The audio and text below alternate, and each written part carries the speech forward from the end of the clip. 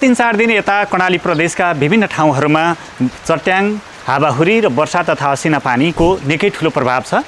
यो प्रभावका कारण किसानहरूलाई पनि समस्या भएको छ भने कतै राहत पनि भएको छ।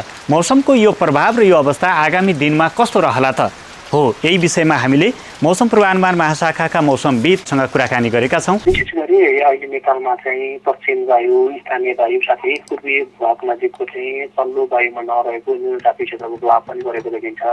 साथै नेपालको दक्षिणतिर अवस्थित पूर्वदेखि पश्चिमसम्म फैलिएको न्यूनचापी रेखाको समेत प्रभाव परेको देखिन्छ, जसले गर्दा चाहिँ नेपालभरि नै चाहिँ वर्षा बादलको गतिविधि देखिएको छ।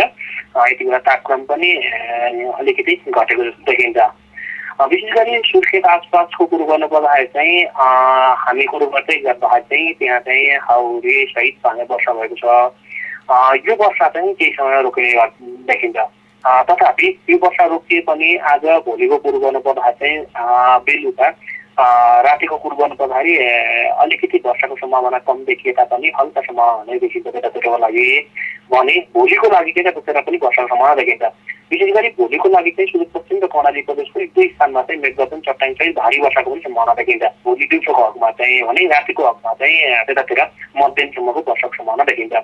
पर्सिको दिनमा पनि वर्षाको सम्भावना देखिन्छ, तर वर्षाको सम्भावना देखिए पनि अलिकति गतिविधि कम हुने जस्तो देखिन्छ। भन्नाले चाहिँ थोरै ठाउँहरूमा चाहिँ वर्षा हुने जस्तो देखिन्छ त्यतातिरको हकमा। पर्सिदेखि अलिकति यो मौसमको प्रभाव चाहिँ कम हुँदै जाने देखियो होइन सर? त्यसरी कम भनेर चाहिँ चटक्कै तपाईँको पानी नपर्ने र चाहिँ अलि अगाडिको जस्तो सुक्खा हुने, घाम लाग्ने जस्तो अवस्था देखिने सम्भावना कमै छ। तथापि अब हामी चाहिँ यति बेला चाहिँ 3 दिनको पूर्वानुमान गर्दै गर्दाखेरि चाहिँ 3 दिनसम्म चाहिँ उस्तै अवस्था देखिए। त्यसपछिका दिनहरूमा पनि वर्षा गतिविधि हुने जस्तो अहिले हेर्दा त्यस्तो देखिन्छ। आजकै र आज रातिकै समय अवधिलाई आधार मानेर कुरा गर्दाखेरि कर्णाली प्रदेशका खास गरी अझ बढी प्रभावित क्षेत्रहरू, जिल्लाहरू भनेर त्यसरी अध्ययन गर्न सकिन्छ सर? यहाँहरूको कुनै निष्कर्ष छ? यो चाहिँ प्री मनसुन याम हो, हामीले भन्दै आएको छ। प्री मनसुनमा चाहिँ खण्डित रूपमा चाहिँ कुनै ठाउँमा चाहिँ अलिक ठुलो पानी गरेर अलि अर्को ठाउँमा चाहिँ एउटै गाउँमा पनि एउटा ओल्लो गाउँमा चाहिँ अलिक ठुलो पानी पर्ने र पल्लो गाउँमा चाहिँ अलिक सानो पानी पर्ने सम्भावना चाहिँ रहन्छ।